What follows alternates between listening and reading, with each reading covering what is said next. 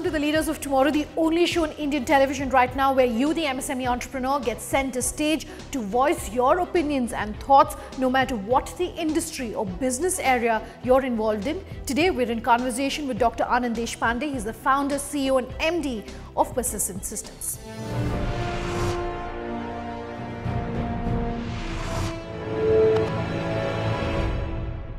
Thank you very much for speaking with us here on the Leaders of Tomorrow. It's such a pleasure having you, and I want to kick the show off by asking you to talk to our viewers about your own entrepreneurial journey, because no one person's entrepreneurial journey is similar to someone else's. So maybe you can talk to us about 2 or 3 instances that have, specifically sort of held out in your mind. Okay, so I started the business in 1990. So prior to that, I used to be at HP Labs in Palo Alto in the US, and I did a PhD in computer science. So I'm basically a hands-on techie and kind of found myself in a business role right now. One of the earliest ones, early days were quite hard for us at Persistent, partly because of the conditions at that time. In 1990, the business climate was quite different and it was very hard to start a business. And we were trying to do export from here, so that was pretty tough. I must recount that almost my first customer in the first year was Microsoft. And it was quite an unusual thing. So it was one of those things where, I was quite desperate. We're not sure if we're going to have enough business to come in, and I wrote to a friend and then kind of burrowed into her network, and kind of got to a particular project that had gotten left off, and convinced them that we should be allowed to do that project. This was almost 25 years back. We were a very small company, 10 people at that time. Microsoft was already fairly large. So, getting that big break from us, let me say a break from a large company at that time was very instrumental. That really helped me and gave me the confidence that, even if you're a small business, 8, 10 people, there's no reason not to go with the big guys. And if you have a value proposition or something that you can deliver that they are looking for, then even big companies are okay to buy from small companies. So that was a big thing for us, and that really helped us out. Let me talk about one specific issue that everyone in the industry Yes. is really concerned about right now, and I would love your perspective on that, and that's visas. How much of a concern is it right now? What is your advice to MSMEs watching this show about how perhaps they can overcome some of these challenges? Yeah, I think visas, I think people should not worry too much about visas. I think visa is going to happen. Whatever needs to happen will happen. And I think let's not build a business model that's based only on visas. So let's step back. Say right now, there's a lot happening in technology right now. So if you look at so take mobile phones right now. We now have more than 1 billion phones in India. Smartphones starting to happen everywhere. Cloud computing has happened in a very nice way right now. So you can do a lot with a lot less on the cloud. So essentially, you can build products and technologies very quickly and very efficiently at this time. And there's a lot happening in things like machine learning, robotics, blockchain, genomics, and overall the technology landscape is quite exciting right now.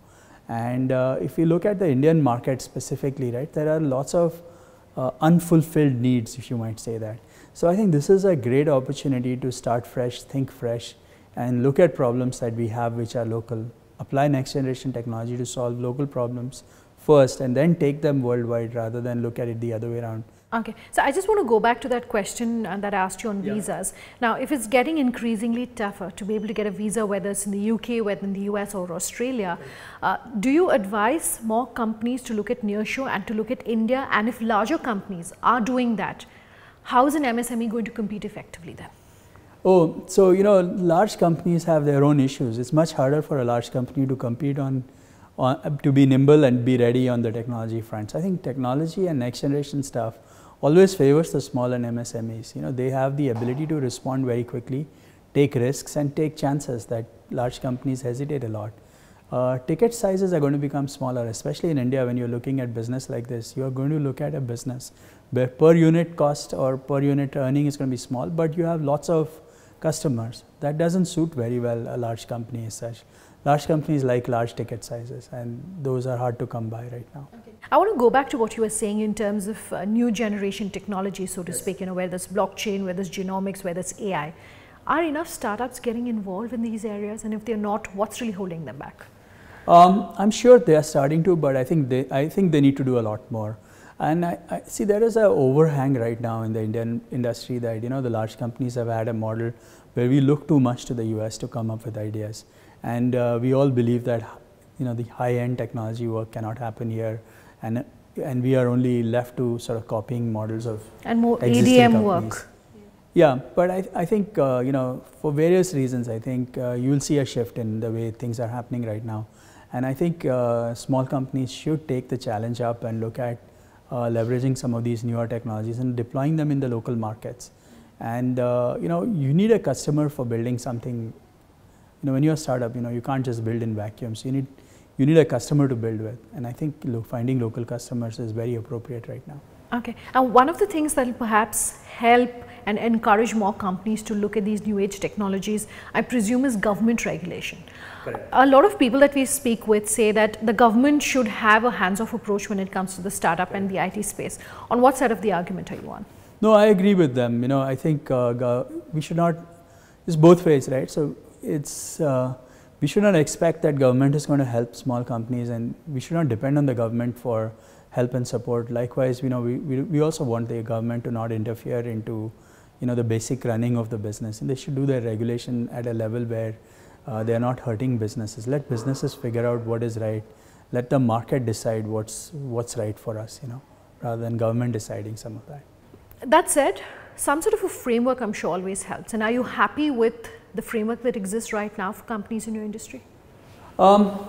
See, I think, okay, let me step back and say, there is a belief that the government, there's a lot of buzz at the moment around Digital India and everything else that the government is saying. So I think they're saying the right set of things. Okay, now the thing is, what does it really mean to say Startup India, Digital India, all of these things? That's not clear, and I think it's for us to figure out what we think it should be and make that happen. So right now, I think there is a gap between people thinking what it is, the government talking about it, and actual execution that needs to happen. But I think entrepreneurs are not worried about these kinds of things. By and large, entrepreneurs make things happen. So I think as they figure this out and decide, okay, this is what we need to do, it's a responsibility of the entrepreneur to fix this issue in a way. Okay, so is there a sort of a thumb rule that you think would be advisable for MSMEs when it comes to tapping business from the domestic market?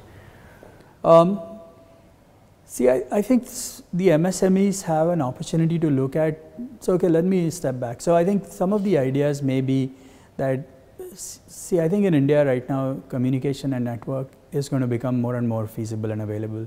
Cloud-based computing is definitely the way to go. Applications today are not necessarily that well built. Many of the solutions that we are deploying within the country are fairly expensive being imported from abroad. So I think there is an opportunity to look at business processes that businesses at large in India need to follow and see how we can implement them most effectively.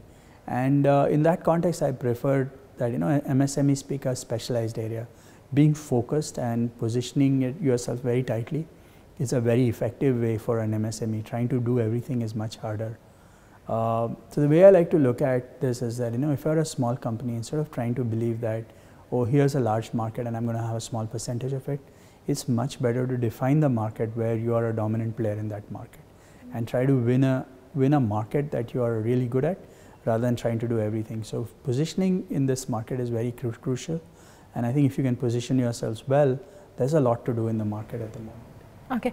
How about Skill India? I remember a few years ago, NASSCOM had come out with a report that said only 20 to 25% of all people passing out of colleges were actually employable, had the required skill sets. Has that changed? Has Skill India and Skilling India brought about any change? So let me suggest the following though. What we have seen, and I'll give you an example of this.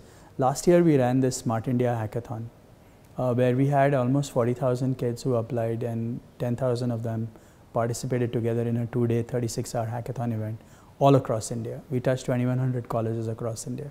And in that context, some of the kids who had solutions out there, it was fantastic. The quality of people putting in hands-on solutions across the country, it was extremely good.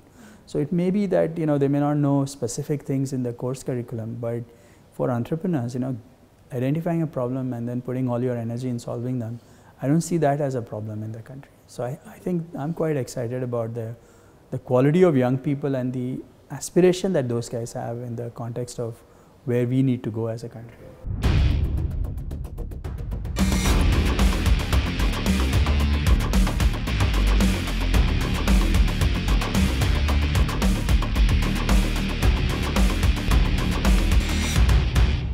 Okay, I'm going to circle back to what tips you might have for our viewers in terms of retaining the talent that they've hired. Yes. But just before I come to that, one more thing as far as government policy is concerned, and that's GST.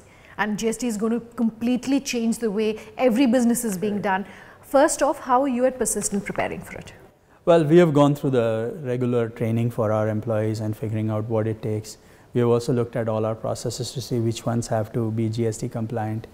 We have registered for all the appropriate places, and we are ready to start using GST instead of service tax and other taxes.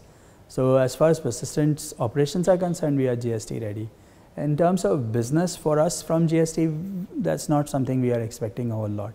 NASSCOM again is of the opinion that multiple invoicing, billing requirements, etc., is just going to drive up the complexity of the ease of doing business when it comes to GST, and that the smaller players are the ones who are going to especially be affected. Your thoughts? Yeah, I think some of the processes right now, as they have come up, seem fairly elaborate in the sense that every state, every city, but a lot of these small businesses don't have that many state situations. So we'll see exactly how this comes out. Sometimes once it's all done, it may take, I think, 3 months or so to get it dusted. But I believe that once we have the automation in place and people are able to file these electronically, hopefully the process of filing will be so trivial that it will not be a hindrance anymore. I think it will also create opportunities for a lot of small businesses to help other businesses who are not tech savvy to help them with the process of automation, so that they can get the invoices and everything else in the right place and then submit them very quickly. Do hold that thought. We'll take a very quick break at this point, but much more with Persistent Systems on the other side. Do stay tuned.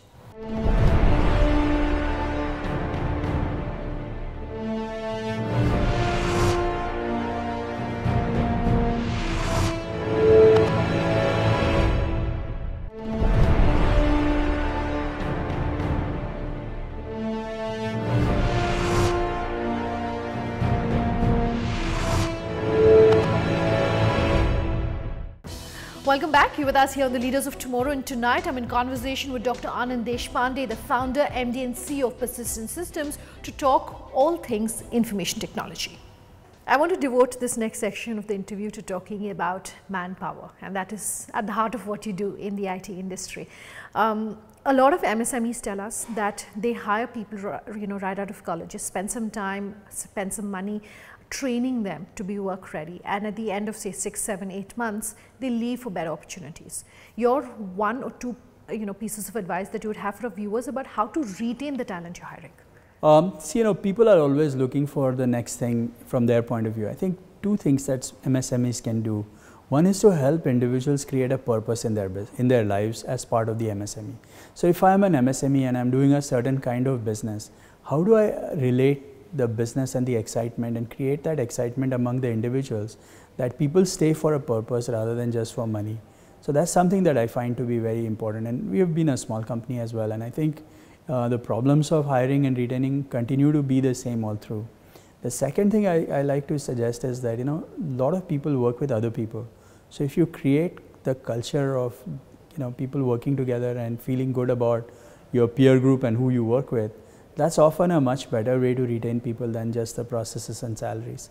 Okay. We often hear from the experts who come on our show who say, make your employees co-owners of the business or give them stock options or ESOPs. Is that recommended for a small company? Yeah, I would recommend that. So we did this at Persistent fairly early on. So we did an ESOP in the company in 2000, almost 10 years before we went public. And for the first 10 years or so, most of our ESOPs were related to sort of a bonus scheme. So we had an internal price on the stock that we were pushing out every quarter, and whatever you made, you could buy and sell within the company at the price that was published out. At the time of IPO, we had about 22% of our stock in ESOPs. So it helps a lot. That said, if you never go public or if you don't have an exit, then a lot of times these ESOPs become sort of notional, because I'm now owning something which doesn't have a currency or has any value, but all the same, that notion of I own the company is very valuable, and I think I highly recommend people to set up ESOPs. Okay, so speaking of manpower, I want to talk also about mentoring. What role does mentoring play? And I want to talk about the workshops that you do where you help businesses understand what it takes to grow from where they are to where they should potentially be. I think mentoring is very important. See, what happens is that when an entrepreneur runs a business, they get overwhelmed by their own situation. They feel that this is a very unique problem and only they have it. When they talk to other people, they realize that it's not just them. Everyone has the same set of issues, right? Meaning growth is something that we have seen as an issue. I've been in this for 27 years as a founder running the company, and it always feels like it'll be better later, but you have the same problems keep coming up, and so having someone who has seen it before, right, who has seen the problems before, actually helps a lot in telling you not to worry. Okay, these things are not unusual, and there are ways to solve them. And people have come out of issues, hard times, all of these kinds of things. So having someone who is willing to support you and tell you, okay, this is really what's going on, is very valuable. Okay, could you talk to us about the mentoring workshops that you do for small businesses? Yes. So one of the things that I found is that many of the businesses, when they grow, they don't grow linearly. They go through these S curves in some sense. And what happens is that when you are in an S curve, you need to find the next S curve. And it's not always easy to just stretch your current S. And what works in the first S doesn't work in the second S. So we've been spending a lot of time working with teams on migrating from the first S to the second S, because I find that that's where you're an individual entrepreneur and you want to make it a professional business. So that transition is often very hard. And if there is one thing that you advise the people who attend these workshops about making the transition, what is it? Yeah, so 2 or 3 things. I won't want to say one thing. Okay, first is positioning and focus. I think that's very crucial. If you have to be focused if you are a small business. The second thing I tell people is to think about governance and boards and such things, because it seems like I'm a too small a company, I don't need all these things. But typically the founders are the impediments in the growth of the company. They are the ones who drive it, but they are the ones who hold it back. So having somebody who's willing to look at you and give you advice, track you, having somebody who's your boss in some sense is very valuable. And the third thing is all about people, right? Meaning having the ability to hire peers. Your ability to hire people who work with you rather than work for you is the key to the success of small businesses. All right. As we're winding down this interview, then just a few quick things that I'd like for you to leave our viewers with. One is funding. A lot of people tell us that most of the money that's coming into India right now, whether it's PE, VC, etc., is going into the IT or IT-related startups. What's the situation on the ground? No, that's correct. But see, a lot of the money that is coming in is going into the very large e-commerce or next generation companies, and they're putting in very, very large ticket items. I think there is a lot of opportunity at the really small MSMEs where you don't need that much money. In terms of funding, I sort of recommend borrowing money from customers in some sense. Making your customers be part of your funding cycle often is a very effective way to get this to happen. I did that for our business, and I think that's something a lot of people miss out. Okay. And does it help to have a mentor on board who can help you understand then, what sort of funding option you should be tapping? Yeah, it always helps to have people who have done it before, who can at least guide you on what works and how to navigate through the ecosystem. A lot of the VCs traditionally have a whole bunch of clauses in their agreements which are not always very entrepreneur friendly. So you got to know what you're signing on before you accept some of these things. And sometimes I find many entrepreneurs don't do that. Okay. So, by the tone of this interview, I would presume that 2018 and the outlook really is looking positive, because you're saying visas shouldn't be so much of a concern for companies. Right. You're saying manpower is there, skilled manpower is there. Right. What's the outlook then for 2018 when it comes to A, persistent, and B, when it comes to the industry? See, overall, if you look at the IT services industry, the biggest challenge that we have had is that because of next generation technology, the effort required for the work is going down. As a consequence of that, most of us are transitioning our business to more IP and technology businesses, which are going to be good for the long term of the industry and for persistent. So in the long term, I'm very upbeat about where we stand and what we see our future as. And it's going to be a year of transition for us, 2017-18. But at the end of it, I am very confident that we will look much better and stronger and quite different from the way we looked in the past. You've just announced a collaboration for clinical care. Is that an area that you think is going to see a lot of traction? Yes, absolutely. I think healthcare is in for a transition, and there are some very exciting opportunities where hospitals are now moving, or health systems are now moving from treating patients who are sick to looking at wellness and populations. And that's really a huge shift, and that should be pretty exciting in the next few years. Okay, what else is looking exciting over the next few years in terms of areas or domains that you would suggest entrepreneurs and MSMEs to keep their eye on? So I'm very hot on sort of the data-driven business model. So people where businesses are going to be charging on data or the access or leveraging data. I think machine learning is going to be a big area.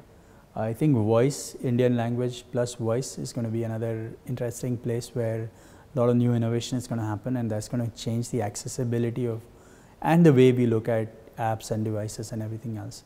So I'm quite bullish on, you know, voice-based communication, machine learning to back this up, and large volumes of data that's happening. Okay, one last question then as we end this interview. You were talking earlier about how really IT is changing from what it used to be when you set up in the 90s to what it is now. Your recommendation, at least for companies, is that they don't look so much at the globe, but they look at the domestic market when it comes to the revenue pie, at least for MSMEs. Do you see a lot of consolidation in this industry then going forward? Do you see, and do you recommend rather for MSMEs to perhaps collaborate with a larger peer and therefore be able to stand out from competition? Collaboration, yes. I don't really expect a whole lot of consolidation in the MSME market.